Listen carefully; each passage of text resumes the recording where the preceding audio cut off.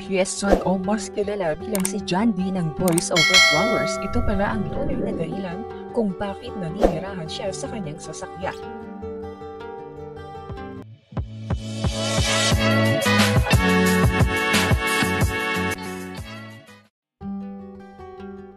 Malat ng samot-saring reaksyon mula sa mga netizens nang mag-viral sa social media ang umano'y kalagayan ng Korean actress. Kamakailan kasi ay napanood ang actress sa isang TV show kung saan ide-determine ng mga manonood ang aspect ng daily lives ng mga celebrities kung ito ba ay totoo o scripted.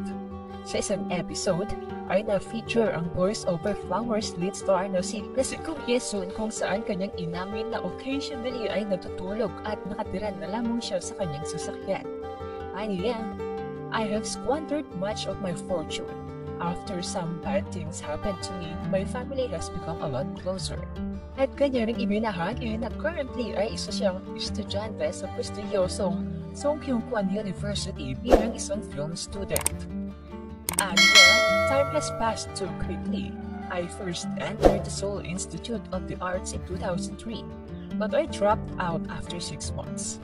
I worked hard to make a living, and in 2011, I enrolled in Sungkyunkwan University under the Film Studies program. After almost 10 years off, I returned to school and have been attending for over 4 years. Now, at 40, there's a 20-year age gap between me and the freshman. Dito din niya ibinaliwanag kung bakit she ended up staying in her car to sleep. I don't have a permanent residence. I stay at my mother's house in Incheon. But on exam days or important occasions, I bring my car and sleep in it or stay at the library. To make it to school for a 9 a.m. class means I have to leave Incheon at 6:30 a.m. It takes 3 to 4 hours to drive to get to school.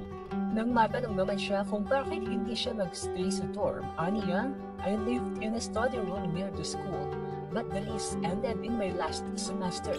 I couldn't find a short-term lease for 3 months. Since I am already attending school, I thought I might as well aim to be the top student.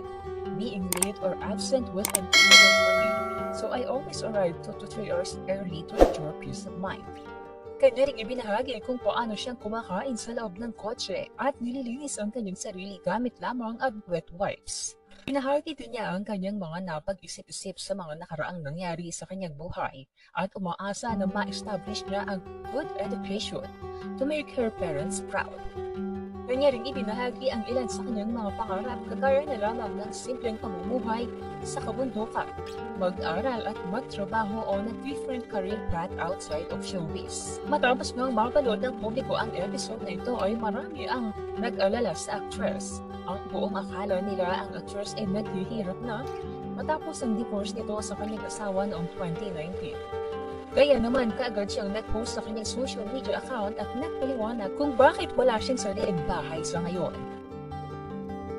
Narito naman ang ilan sa komento ng mga netizens. Ayon sa isa, sacrifice talaga para lang makapag-aral. Salute talaga ang galing niya. Nagbigay naman ng maiksing paliwanag ang isang netizen kaugnay sa kasalukuyang sitwasyon ni Shanti. Aniya, hindi siya homeless, hindi lang siya makahanap ng short-term lease na 3 months. Lahat kasi ang kontrata ay 1 year. Nag-aaral siya kaya need niya makatapos, kaya mas pinili na lang niyang tumira sa car sa parking lot ng school habang hindi pa nakakahanap ng room for rent.